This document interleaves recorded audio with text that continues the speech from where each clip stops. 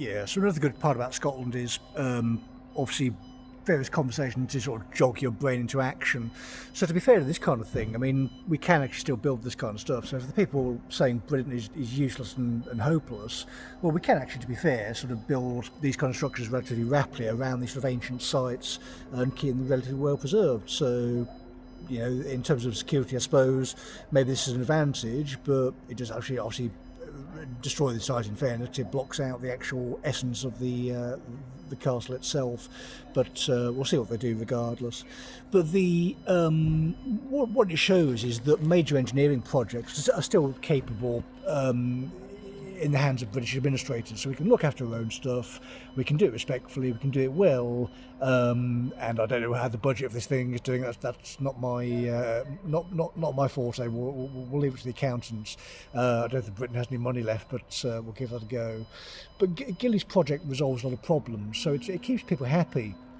So the proposition is not, no, let's squabble and fight, but where's the money?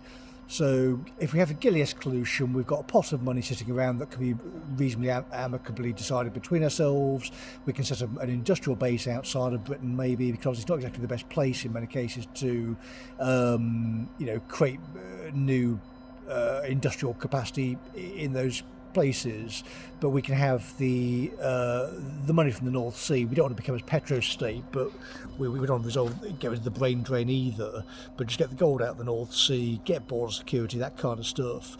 But a Gilly-esque solution says, okay, this isn't great, but let's improve the material conditions of the country. Let's try and get more money coming in, and that involves obviously more opportunities for the workforce, which involves obviously opening up new resource avenues, doesn't it? Logically, so there's no particular reason why the British can't negotiate these kind of contracts in places around the world. You've got guys swimming around who want to do that kind of stuff and are doing it off their own back. I mean, okay, these are a bit sort of haphazard at the moment. I've got an oil field here, let's go get a boat and that kind of stuff. But again, if you can get the blockers out of the way in terms of planning, and when we say blockers out of the way, you can arrest these people and lock them up effectively, then we can get stuff through. So as long as the will is there, we can get things moving. But the problem in Birmingham is even North Birmingham is sort of a rock solid Tory seat. I mean, Andrew Mitchell has been in the post forever. I think it's never been anything but Tory, but he's weak. I mean, he can't discuss the actual matters going on. He can petition the government for more commissioners' powers. God knows what they're doing, but that window of opportunities come and gone. So we tried to speak with Call in 2020, but they were having none of it. So again, we're in compliance. Sorry, it's not they were doing nothing. We were saying, okay, well, these people don't belong here. Can you get rid of them? And some of these people were thankfully being removed. But even so, I mean, that kind of stuff is going on. Just shows how desperate the situation is. So we can be sensible and, okay, we can lock away these records for another decade or 2 decades or whatever. But we can't afford to do that. So we haven't got the time. So again, the commission should be sorting things out, which involves sorting your HR department out. So if your HR department is hiring dangerous morons, then you need to get rid of them. So the problem is HR entryism. So you cannot run a British public body based on Peter Cheese's nonsense, American imported nonsense. The guy has no professional credibility. So get rid of him. The royals can do it in a funny way, really. So I mean, it's not hard to take the piss out of this guy. He's totally worthless. Everyone in the country hates him, so every time you wake up and you're having to listen to some idiot, it's because of this guy. So getting him out of the organisation is going to be very, very easy. There's also all sorts of people who want to replace him. Taking the CIPD back is going to be very, very easy. Then Canning's excuse of, well, this is CIPD guidance falls apart because nobody cares about this kind of stuff, it's on par with Scientology, then we can finally sue Birmingham. So the wagon-chasing lawyers just look at this and go, oh, right, there's been an industrial accident because of stupidity. So again, we do low-high. They're too stupid to work out the 2018 changes in medication, that these could be legally actionable, and they're too stupid to work out the higher order stuff.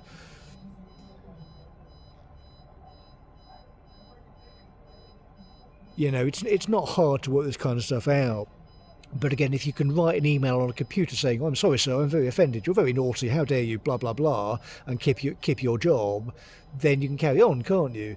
But after Coburg Neill versus Lloyd's Bank, no, you can't. Nobody cares that you're offended. We're in a compliance department, which means deal with potentially violent assaults from large adult men. If there's someone non-compliant or playing about, then they're not being in the department, they're being removed, because we can't do security. So when you're in that job, knowing who's around you is part of the job. So I know who's around, I know what our purpose is, I know what we're doing. But if you're encouraging this tribalism, encouraging people to attack others, encouraging people to attack children, including this I forget where it came from, John Money and these kind of people. Trying to pump that kind of stuff through corporate communications. Oh, well, that's one of the ones, wasn't it? Canning was doing the disrespectful remembrance service one, where they try and find South American people who've died or something. But one of the people was I think it was a Scottish sex offender or something, had murdered people, and Canning was expecting us to commemorate this person's life in a public body and this kind of stuff, all kind of deranged nonsense. But in basic capability and capability procedures for people like our directors would clearly have to happen, but because of the career path, they're not really getting it. I mean, you've ended up as sort of the ultimate sleeper agent, basically, in Birmingham, because we got in through basically the sewer.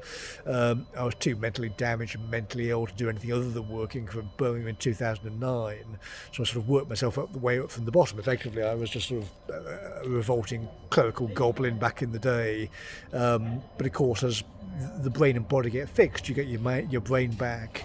And again, when the previous version of the McGrath patriarch dies, you've got your brain back, haven't you? I'm not being attacked by an Irish criminal defence solicitor anymore, so there is nobody else in the world that is qualified to fight with me unless they want to get into the arena in those kind of terms. So the family's earned the right to be, in terms of legal proceedings, to go pretty hard. It's got to be said. We owe nothing to the city of Birmingham. The city of Birmingham owes us a lot. I mean, the damages just from the medical stuff is going to be huge. But because they're playing around with computers, which can't get a legal pathway in place, at the time of recording, I can guarantee that nobody from McGrath & Co has tried to call. I sent an email on the way out saying, can I have the worst lawyer in the place? And nobody's come back or given me a referral. So, again, not acceptable behaviour for a solicitor's firm either. So again, the name can be sold, but actually the name is mine, because the name is tied to the genetics, which is rooted in the earth, rooted in reality, and it can't be taken away by money.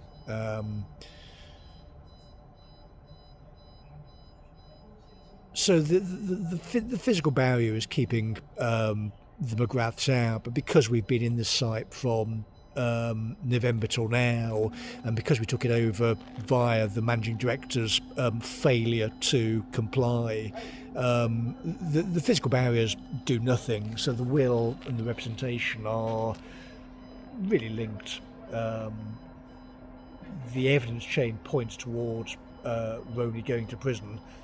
So the bars are temporarily keeping me out, but really they're keeping her out, aren't they? Because she can't come to Edinburgh and discuss her city. So perhaps they are protected.